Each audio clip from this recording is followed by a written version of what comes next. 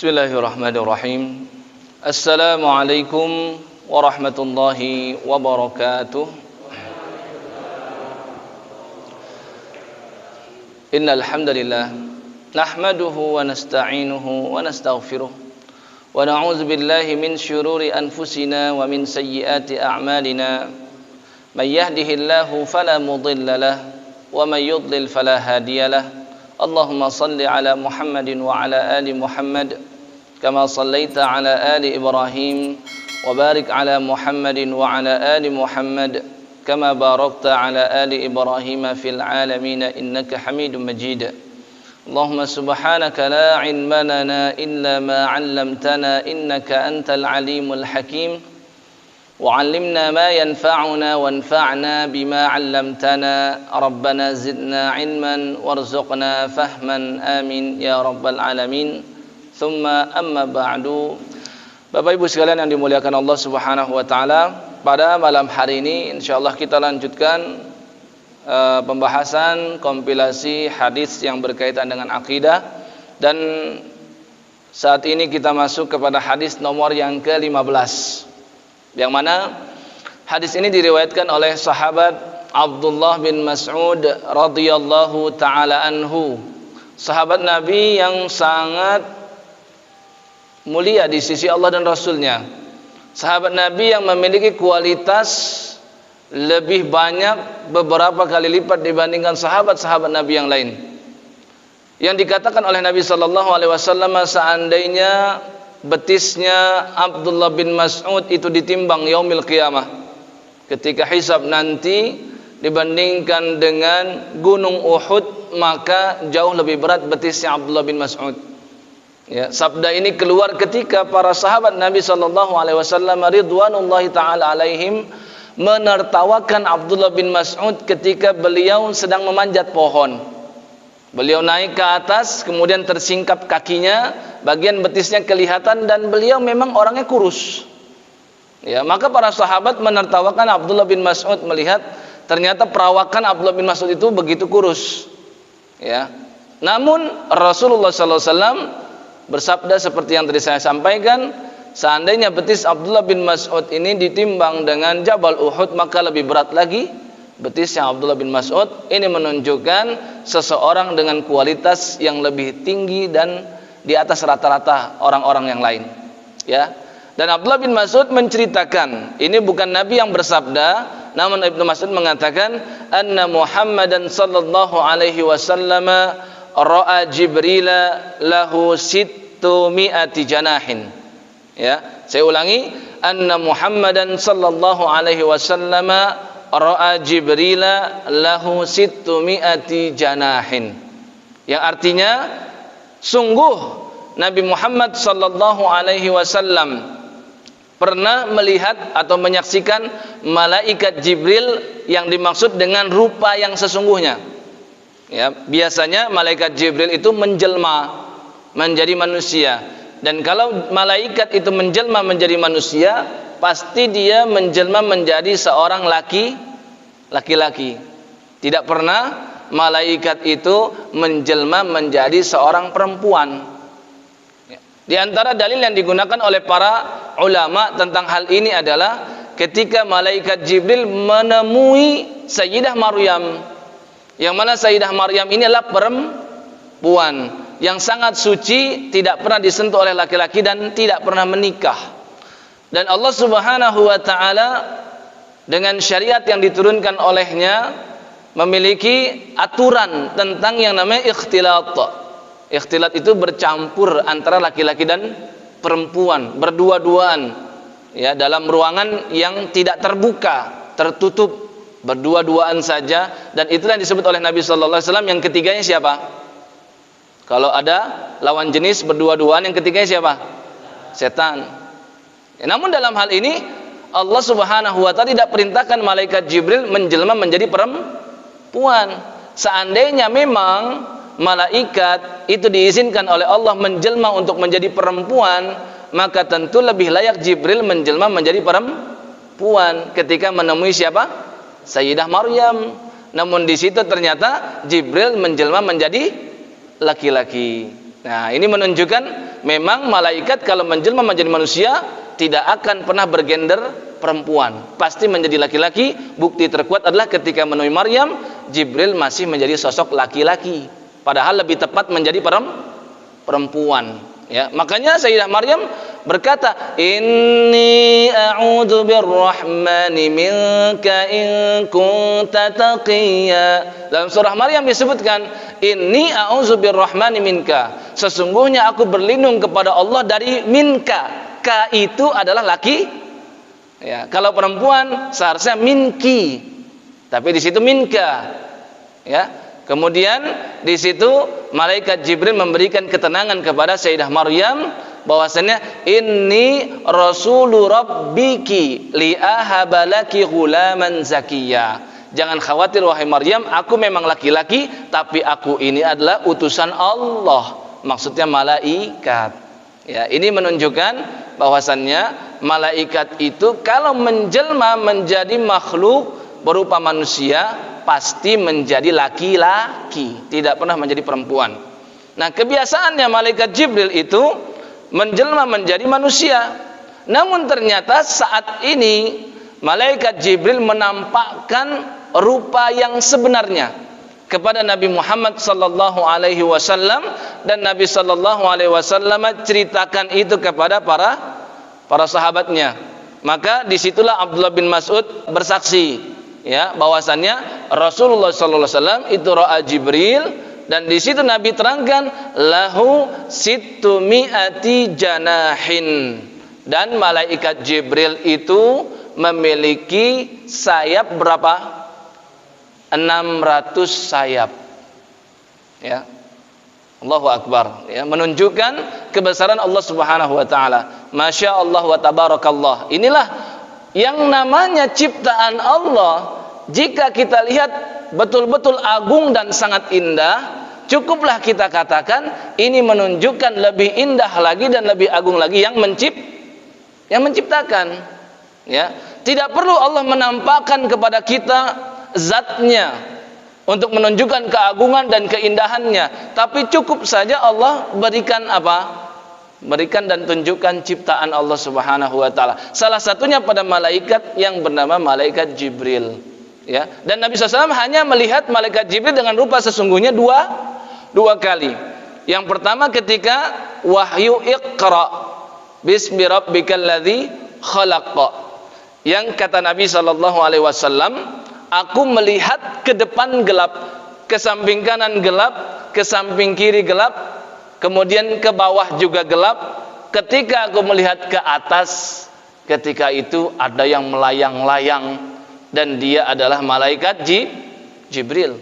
Dalam riwayat lain Nabi SAW sampaikan Jibril memiliki 600 sayap. Cukup dengan satu saja sayapnya itu bisa menutupi ufuk, menutupi pandangan manusia. Artinya dari 6 arah mata angin itu semuanya gelap hanya karena satu buah sayapnya malaikat Jibril. Gimana dengan 600? Ya. Nah, yang kedua ketika kapan? Ketika Isra dan Mi'raj. Makanya Allah Subhanahu wa taala kisahkan, ini menunjukkan memang perkara ini adalah perkara yang luar biasa, maka diabadikan di dalam Al-Qur'an. Dalam surah An-Najm di ayat yang ke-13 Allah Subhanahu wa taala berfirman, "Wa laqad ra'ahu nazlatan ukhra 'inda sidratil muntaha 'indaha jannatul ma'wa." Walaqad ra'ahu nazlatan ukhra, dan sungguh Muhammad telah melihatnya. Nya di sini kemana? Kata Sayyidah Aisyah, yang dimaksud adalah malaikat Jibril. Nazlatan ukhra, di kesempatan yang lain. Artinya kesempatan yang pertama ketika turun wahyu yang pertama Iqra, dan kesempatan yang lain, kesempatan kedua adalah ketika Nabi sallallahu alaihi wasallam dinaikkan ke atas Sidratul Muntaha. Jadi Nabi SAW dengan Buraq, dengan Jibril ke Masjidil Aqsa, kemudian naik ke atas langit pertama, langit kedua, langit ketiga. Di situ ternyata malaikat Jibril belum menampakkan rupa sesungguhnya. Sampai ketika kata Allah Subhanahu wa taala di ayat yang ke-14 tadi, inda sidratil muntaha, di sidratul muntaha, di atas langit ketujuh. Ya, langit ketujuh itu adalah batasan. Di pekan lalu, 2 pekan lalu sudah kita bahas kan tentang langit sampai dengan langit ketujuh. Atasnya lagi ada yang bernama Sidratul Muntaha, indaha jannatul ma'wa, di sisinya ada surga. Surga sudah ada.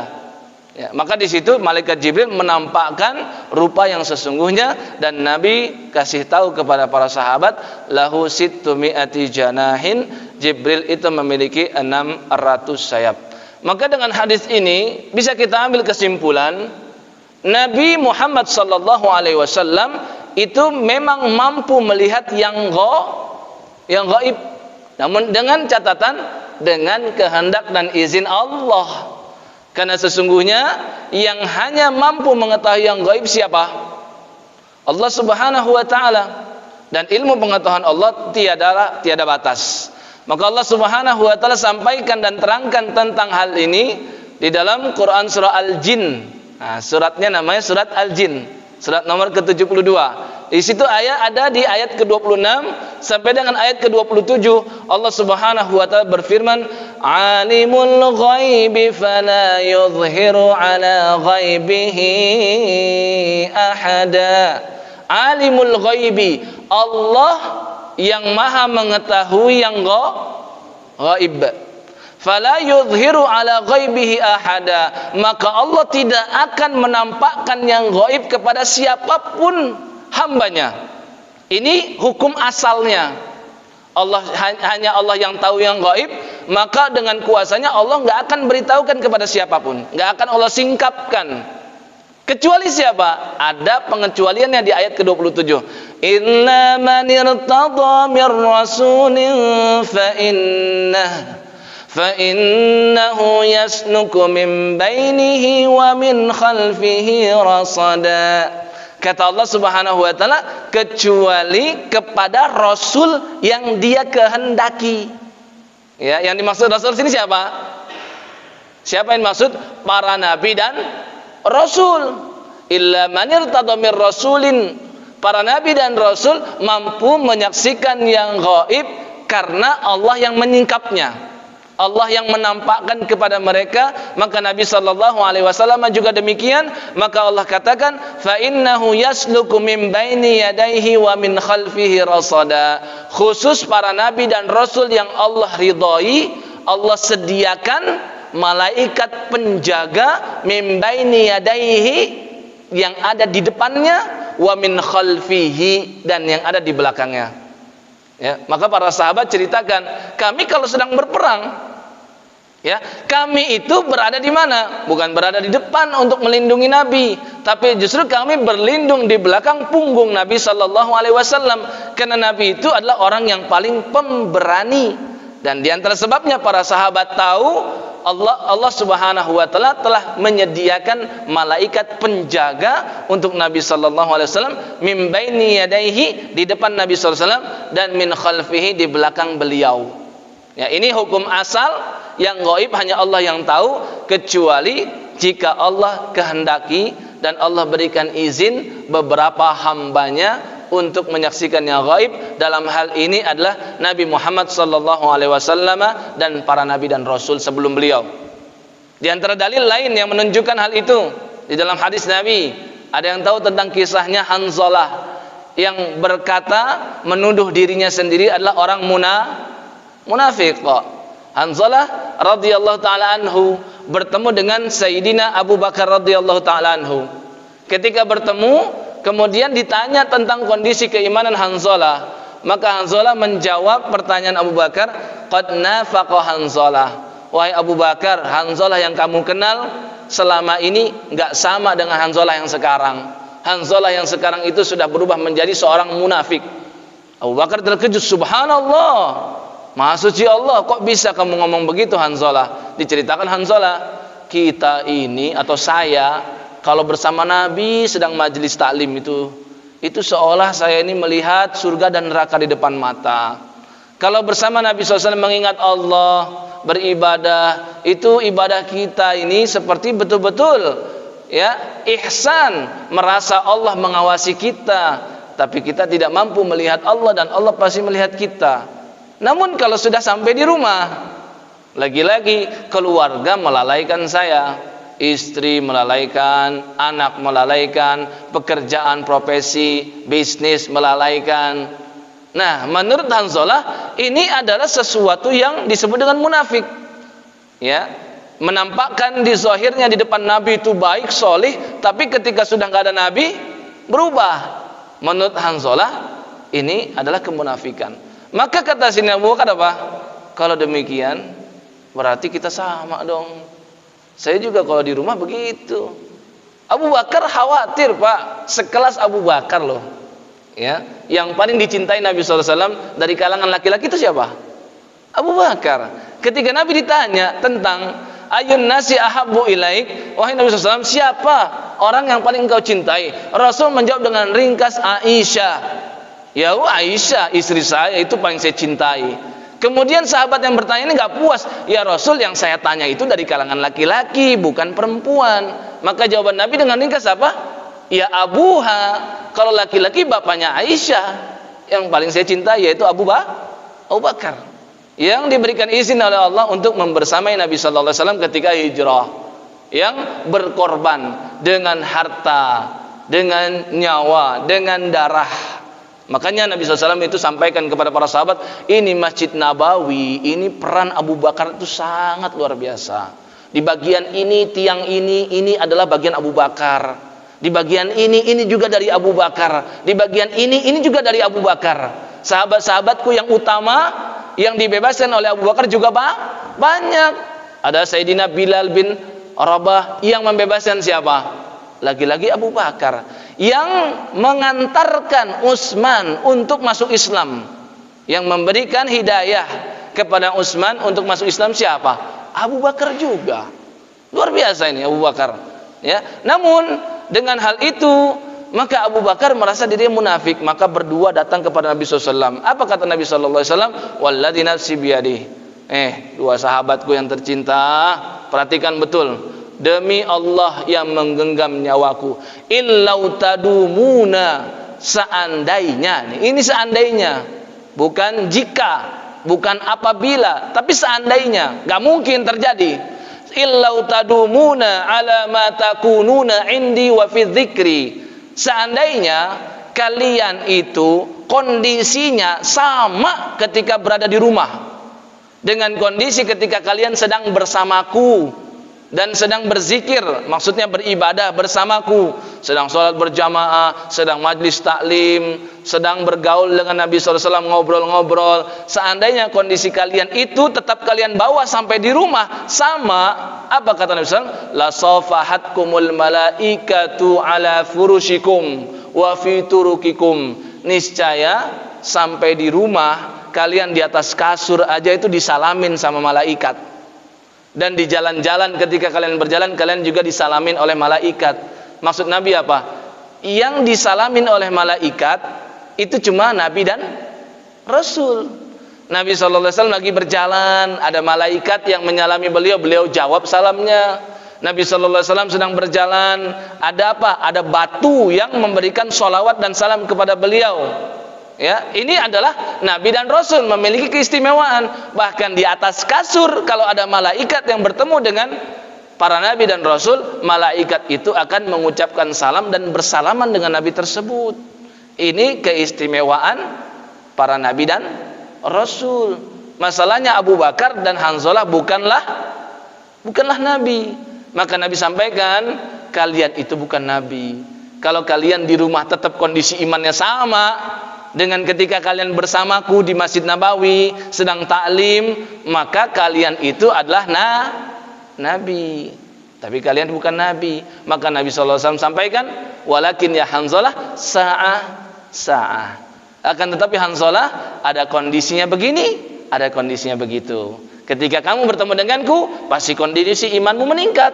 Tapi kamu ketika berpisah denganku, pasti ada penurunan keimanan. Maka Nabi sampaikan di hadis yang lain, yang terpenting ketika kondisi iman kita sedang menurun, jangan sampai kita terjerumus kepada kemaksiatan. Ya, saya berikan contoh begini. Kebiasaan kita itu misalkan puasa Daud, Senin, Rabu, Jumat, ketemu lagi hari Ahad, kemudian Selasa, Kamis, Sabtu, rutin dalam 1 bulan itu sudah istiqomah. Luar biasa, naik lagi, ditingkatkan 2 bulan, selama 2 bulan penuh dia selalu puasa Daud. 3 bulan ditingkatkan. Yang namanya manusia itu ada masa futurnya enggak, Pak? Ada, masa malas, monoton, gini-gini terus, capek, lelah. Maka kata Nabi SAW, yang terpenting kalau lagi turun imannya, lagi malas, itu jangan sampai bermaksiat kepada Allah. Bisa kita ganti dengan yang lain. Contoh misalkan hari ini lagi malas puasa, udahlah nggak sesekali dah nggak puasa. Maka dia bisa tingkatkan amal yang lain. Contohnya apa? Sedekahnya dia tingkatkan lebih tinggi daripada biasanya. Contohnya apa? Sholat sunnahnya dia tingkatkan karena sedang tidak puasa, lebih segar. Maka dia perbanyak rakaat sholat sunnahnya, bisa. Ya, misalkan apa? Ya, memberi hadiah kepada orang lain. Pokoknya ketika sedang futur, imannya sedang turun, maka jangan sampai bermaksiat kepada Allah. Kita alihkan dengan ibadah yang lain. Yang biasanya kita merasa ibadah tersebut enteng. Ya jelas bagi orang yang kaya, Pak, sedekah itu mudah, betul nggak? Bagi orang yang sederhana, yang lebih mudah bagi dia mungkin meningkatkan sholat sunnah. Bagi orang yang miskin mungkin bagi dia yang lebih mudah apa? Puasa, betul nggak? Ya namanya orang miskin itu terbiasa puasa. Ya masing-masing itu kullun muyassarun lima khuliqalah. Setiap kita itu diciptakan sesuai dengan penciptaan yang sudah Allah gariskan. Ya, ada orang yang memang digariskan dia cerdas, jadi dia ulama. Maka Allah berikan investasi terbesar untuk dia beramal soleh apa? Memberikan ilmu, mengajar dan lain sebagainya. Ada orang yang memang sudah ditentukan oleh rezekinya itu banyak, nggak habis itu 7 turunan, ya sudah berusaha supaya bisnisnya bangkrut misalkan, ya sudah berusaha supaya bisnisnya merugi karena mungkin dia takut orang kaya itu katanya hisapnya panjang, masuk surga belakangan, misalkan begitu. Ya tapi ternyata apa? Nggak juga merugi, seperti Abdurrahman bin Auf. Dia coba supaya bisnisnya rugi, nggak rugi-rugi juga. Ya, maka orang seperti ini memang sudah disetting oleh Allah, dia memang orang kaya. Maka orang yang seperti ini pasti ibadah bagi dia yang lebih utama adalah sedekah. Masing-masing di antara kita itu memang sudah ada bentuk yang Allah tentukan. Maka tinggal kita melihat potensi diri kita masing-masing. Yang terpenting ketika sedang futur, maka jangan sampai terjerumus kepada kemaksiatan. Nah di sini Nabi SAW mengajarkan kepada Hanzalah dan Abu Bakar yang kondisi imannya ningkat terus, stabil terus, nggak turun-turun, itu adalah para nabi dan rasul yang pasti kebiasaannya disalami oleh para malaikat. Ya, poin yang kedua yang bisa kita ambil dari hadis ini, ya hadis ini menunjukkan ada satu malaikat yang bernama Jibril.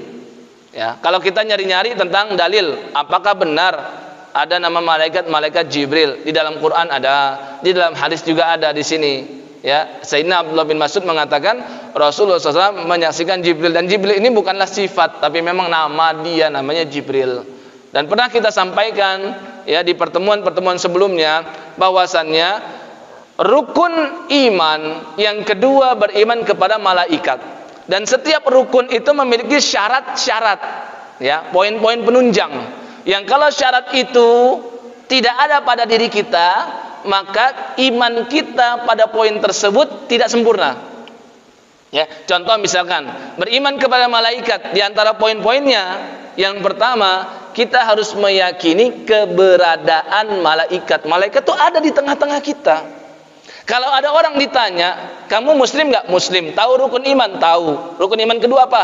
Percaya adanya malaikat. Terus ditanya, kamu yakin nggak ada malaikat di sekitar kamu? Kurang yakin sih. Nah, berarti rukun iman yang keduanya masih nggak beres. Ya, maka setiap rukun itu ada poin-poin berikutnya, syarat-syaratnya. Sama seperti kalau kita membahas tentang rukun sholat, ada namanya syarat sah, ada namanya syarat wajib. Ya, rukun penyembelihan kemarin ketika Idul Adha itu ada syarat-syarat penunjangnya. Ya, misalkan rukunnya tentang penyembelihan, ada rukun namanya si penyembelih, ada hewan yang disembelih, ada alat yang digunakan untuk menyembelih, dan yang terakhir tata cara penyembelihan. Dan masing-masing rukun ini ada syarat-syaratnya lagi, poin-poinnya lagi. Si penyembelih siapa dia? Muslim, ya. Nah, kemudian alat yang digunakan seperti apa? Harus tajam. Itu kan syarat-syarat penunjang. Ya, demikian juga tata cara penyembelihan, ada syaratnya lagi, harus membaca basmalah, disunnahkan membaca takbir, bismillahi wallahu akbar. Ini namanya syarat-syarat untuk menunjang rukun tersebut. Maka rukun iman kepada malaikat pun juga memiliki syarat penunjang. Ya, maka yang pertama meyakini keberadaan malaikat. Harus dia yakin kemana dia pergi itu ada malaikat yang senantiasa berjaga, siap-siap untuk mencatat dia. Yaitu siapa? Raqib dan atid. Bahkan Nabi SAW sampaikan, iyyakum wat ta'arri. Wahai para sahabatku, kita juga nih umat Nabi SAW, jangan sampai kamu telanjang bulat. Hindari itu perbuatan itu. Kenapa? Karena ada selalu malaikat bersama kalian. Malu gitu. Ya, kecuali pada dua kondisi, ketika kamu sedang masuk ke WC dan ketika kamu sedang melakukan hubungan suami istri. Maka malaikat itu untuk menghormati manusia meninggalkan kita. Ya, padahal malaikat bisa menyaksikan. Ya, ini menunjukkan betapa aurat manusia itu sangat dijaga. Ya. Nah, maka di sini yang pertama kita harus tahu bahwasannya meyakini keberadaan para malaikat. Yang kedua meyakini bahwasannya malaikat itu punya sifat-sifat dan karakteristik, dan ini harus kita ketahui melalui dalil, jangan sampai kita berijtihad dengan logika. Ya, kemudian juga kayak tadi hadis tadi kan menunjukkan karakteristik malaikat Jibril itu memiliki sayap 600. Nggak bisa kita logika-logikakan 600 sayap. Satu sayap bisa menutup bumi misalkan. Gimana ya? Nggak bisa kita logika-logikakan.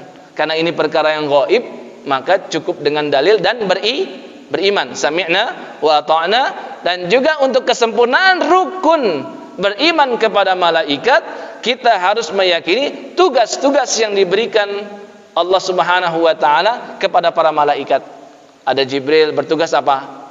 Menyampaikan wahyu dari Nabi Adam sampai dengan Nabi sallallahu alaihi wasallam, itu semuanya pernah bertemu dengan Jibril. Ada malaikat siapa lagi? Israfil yang meniup sangkakala untuk kehancuran alam semesta. Ya, ini memiliki tugas-tugas. Dan syarat yang berikutnya yang kita ambil dari hadis ini adalah meyakini malaikat punya nama. Ya, kalau memang disebutkan di dalam Al-Quran dan Sunnah. Maka di hadis ini menunjukkan ada malaikat, satu malaikat namanya malaikat Jibril, karena diceritakan dalam hadis Nabi Sallallahu Alaihi Wasallam. Kemudian Jibril itu juga perlu difahami bersama, dia memiliki nama yang lain. Maksudnya orang-orang sebelum kita ada yang mengenal dengan nama Jibril, ada juga yang mengenal dengan nama yang lain. Ya, contoh misalkan dalam Al-Quran ada penyebutan kata Jibril. Kalau tadi hadis, ya, Nabi SAW menyaksikan Jibril memiliki 600 sayap. Kalau di dalam Al-Quran ada enggak? Ada. Dalam surah At-Tahrim ayat yang keempat, di situ Allah menyebutkan nama Jibril secara jelas, secara gamblang. Ya, dalam surah At-Tahrim ayat yang keempat Allah Subhanahu wa taala berfirman, "In tatuba ila Allah faqad saghat qulubukuma wa in tadhahara alayhi fa inna Allah huwa maulahu wa Jibril wa salihul mu'minin wal malaikatu ba'da dzalika dhahir." Jika kalian berdua mau bertaubat, dalam ayat ini yang dimaksud konteksnya adalah Sayyidah Aisyah dan Hafsah yang menyusahkan Nabi Sallallahu Alaihi Wasallam. Karena dua istri Nabi ini pernah membuka rahasia Nabi SAW kepada para istri yang lain. Ya, kita tidak perlu ceritakan itu secara panjang. Pokoknya kata Allah, jika kalian berdua bertaubat kepada Allah, faqad saghat qulubukuma, maka Allah telah jadikan hati kalian itu memang condong untuk bertaubat. Ya, namanya istri Nabi pasti orangnya juga solihah, pasti orangnya juga yang paling bertakwa, karena kan membersamai dengan manusia paling bertakwa. Maka nggak pantas kalau ada kelompok yang kerjaannya suka menghujat istri Nabi. Contoh Sayyidah Aisyah dibilang pelacur dan lain sebagainya. Ini kelompok Syiah, nggak pantas, nggak mungkin. Allah Subhanahu memasangkan orang yang paling bertakwa dengan nggak mungkin, mustahil. Ya, maka perbuatan mereka itu orang Syiah itu adalah dosa besar. Di antara dosa besar mencela para sahabat, apalagi yang dicela adalah keluarga Nabi sallallahu alaihi wasallam, apalagi istri Nabi sallallahu alaihi wasallam. Ya. Nah, ini perlu dicamkan. Nih ada kelompok kayak gitu, Pak, nyata dan banyak di Indonesia berkembang. Nah, ini harus kita tolak kelompok seperti ini. Harus kita berangus. Kalau perbedaan-perbedaan yang furu', ya kita nggak perlu keras. Kalau perbedaan yang kayak begini, yang sudah masalah usul, Ahlus Sunnah wal Jamaah sepakat menghormati keluarga siapa? Nabi SAW, apalagi istrinya. Ya, dan Sayyidah Aisyah termasuk. Dan Rasul katakan Sayyidah Aisyah adalah perempuan yang paling aku cintai. Pernah Rasul nyatakan itu secara jelas. Ya, maka kita harus hati-hati dengan kelompok ini. Ya, maka Allah Subhanahu wa taala nyatakan tadi, wa in tazaharu alaihi, kalau kalian berdua justru saling tolong menolong untuk menyusahkan Nabi sallallahu alaihi wasallam, maka ketahuilah apa? Fa innallaha huwa maulahu. Ketahuilah Allah itu menjadi penolong Nabi sallallahu alaihi wasallam. Kemudian siapa lagi? Wa Jibrilu, dan malaikat Jibril disebutkan secara khusus. Padahal di akhir ayat disebutkan wal malaikatu ba'da zalika zahir, dan malaikat-malaikat adalah penolong Nabi sallallahu alaihi wasallam. Tapi kenapa Jibril dipisahkan? Ini menunjukkan keutamaan Jibril di atas malaikat-malaikat yang lain. Nah, ini ayat menyebutkan namanya Jibril. Ada gak nama yang lain? Ada, namanya Jibril. Dan Jibril ini transliterasi dari bahasa Ibrani, bahasa asli. Ya, bahasa Ibrani Jibr dan Il. Ya, Jibr itu artinya apa? Jibr itu artinya abdun, hamba. Il itu adalah Allah Subhanahu wa taala. Jadi Jibril itu kalau digabungkan artinya Abdullah. Ya. Dan penyebutan nama Jibril Nabi sallallahu alaihi wasallam sendiri yang memberitahukan. Jadi kita bisa nyebut dengan nama Jibril, bisa nyebut dengan Jibril. Maka kadang orang-orang barat sana menyebut Gabriel, betul nggak? Nah, itu kan sesuai dengan lisan mereka, lisan orang sana. Nah, maka bahasa Ibrani Jibr dan Il ditransliterasi menjadi bahasa Arab, ya, menjadi Jibril. Nah, ini Nabi SAW pernah sampaikan tentang doa iftitah. Ada yang hafal nggak doa iftitah yang ini nih? Allahumma rabba Jibril wa Mikail wa Israfil fatiras samawati wal ard. Ada yang hafal nggak? Ya. Nah, ini kata Sayyidah Aisyah. Ini doa iftitah yang biasa dibaca oleh Nabi SAW ketika sholat tahajud.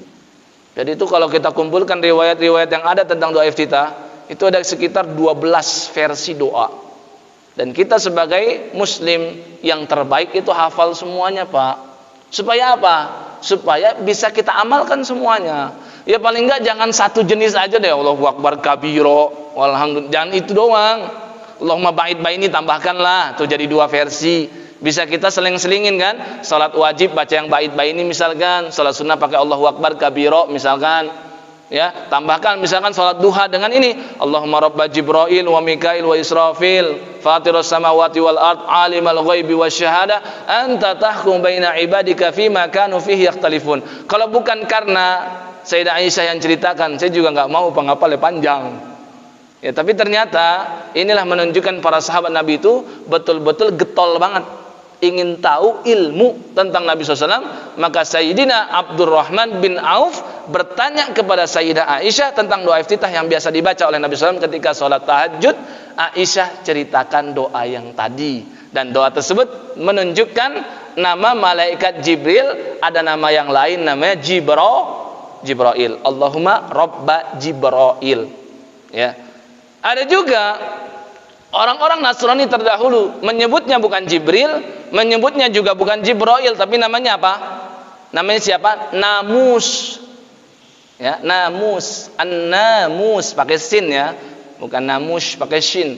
Pakai sin aja, Namus. Yang mana namus itu artinya adalah sosok yang tidak terlihat yang biasa membersamai orang lain. Ya. Nah, ini dari mana kita tahu? Dalam hadis riwayat Bukhari dan Muslim itu ada ketika Nabi SAW ceritakan tentang pertemuan dia dengan Jibril yang pertama kali, sampai membuat Rasul itu menggigil saking takut dan hebatnya itu. Nabi SAW meminta kepada Sayyidah Khadijah, belum ada Sayyidah Aisyah ketika itu, ya, belum masuk dalam kehidupan rumah tangga Nabi SAW. Maka Nabi SAW berkata, zammiluni, selimuti aku, selimuti, kedinginan banget.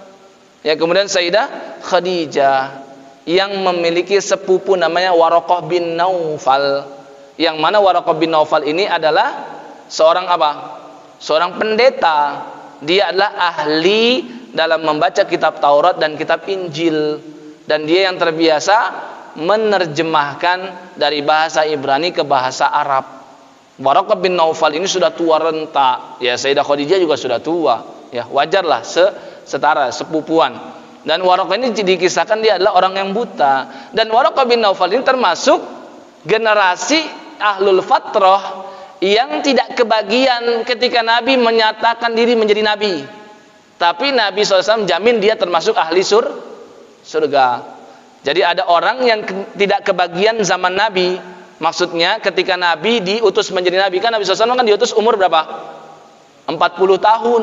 Berarti sebelum 40 tahun, orang-orang yang pernah bertemu dengan Nabi SAW disebut dengan ahlul fatrah. Di antara Waraqah bin Naufal, ya. Tapi kata Nabi SAW, dia termasuk ahlul fatrah yang masuk surga. Sama seperti Amr bin Luhai. Ini adalah ahlul fatrah sebelum Nabi, tapi dia bedanya ahli neraka. Kenapa? Gara-gara dia ini orang-orang Arab menyembah patung, karena dialah yang pertama kali membawa patung berhala dari mana? Dari Syam. Dia masukkan ke dalam Ka'bah lagi. Nama patungnya Hubal. Ini patung paling besar, paling dihormati oleh orang-orang Arab. Maka gara-gara dia, akhirnya apa? Penyembahan berhala dan paganisme menjadi meluas. Yang awalnya orang Arab masih dalam agamanya Nabi Ibrahim dan Ismail yang lurus, mereka akhirnya menyembah patung. Nah, inilah yang disebut dengan yang menunjukkan kepada keburukan, maka dia mendapatkan keburukan semisal dari orang yang mengerjakan. Hati-hati, ya. Nah, Amr bin Luhai ahlul fatrah, tapi bedanya dia dijamin masuk ke dalam api neraka. Kata Waraqah bin Naufal, ketika Nabi ceritakan sifat-sifat Jibril ketika dia bertemu, maka Waraqah bin Naufal mengatakan, hadzan namus alladzi anzala ala Musa. Yang kamu temui itu adalah namus. Yang dulu namus ini juga pernah turun menemui Nabi Musa. Ya laitani fiha jazaa. Seandainya ini umurku panjang, ya aku masalah udah tua nih, kata Waraqah bin Naufal, ya laitani akunu hayyan hina yukhrijuka qaumuk. Seandainya aku masih hidup ketika nanti kaummu mengusirmu, wahai Muhammad. Nabi SAW terkejut. Awamukhrijiyya hum, apakah kaumku nanti mengusirku dari Mekah? Kata Waraqah bin Naufal, tidaklah seorang yang diberikan risalah seperti kamu, melainkan pasti dia akan dibenci oleh masyarakatnya. Menunjukkan para nabi dan rasul pasti punya musuh. Dan betul kan, Nabi SAW terusir, akhirnya pergi ke Madinah. Dan ketika ke Madinah, Waraqah bin Naufal itu sudah wafat. Maka Waraqah berandai-andai, coba aku masih hidup, aku ingin membela kamu juga. Nah, ini menunjukkan keimanan Waraqah bin Naufal kepada Nabi Muhammad sallallahu alaihi wasallam. Dan hadis ini juga menunjukkan para malaikat itu memiliki sayap. Ya, dalam hadis ini disebutkan malaikat Jibril memiliki 600 sayap. Apakah semua malaikat memiliki sayap yang sama? Tidak. Kenapa? Allah yang ceritakan sendiri dalam surah Fatir. Di ayat yang pertama, Allah Subhanahu wa taala sampaikan, Alhamdulillahi fatiris samawati wal ard, ja'ilil malaikati rusulan uli ajnihatim mathna wa thulatha wa ruba'. Ya, jadi masna, sulasa dan ruba' enggak cuma cerita tentang poligami ini. Bapak-bapak pasti hafal yang namanya masna, sulasa dan ruba'. An-Nisa ayat yang ketiga, Ada ayat lain yang mirip dengan itu, tapi bukan tentang poligami, tapi tentang jumlah sayap malaikat. Allah yang ceritakan, alhamdulillah, segala puji bagi Allah, fatiris samawati wal ard, pencipta langit dan bumi, ja'ilil malaikati rusulan, yang telah menjadikan para malaikat menjadi utusan-utusannya yang Allah perintahkan. Uli ajnihatin, dan malaikat-malaikat ini memiliki sayap, ajnihah. Masna, ada yang sayapnya cuma 2.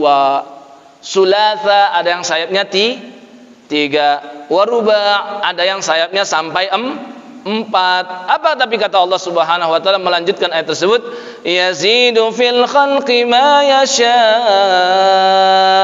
Tapi ketahuilah, Allah menambah kepada siapapun yang Allah kehendaki.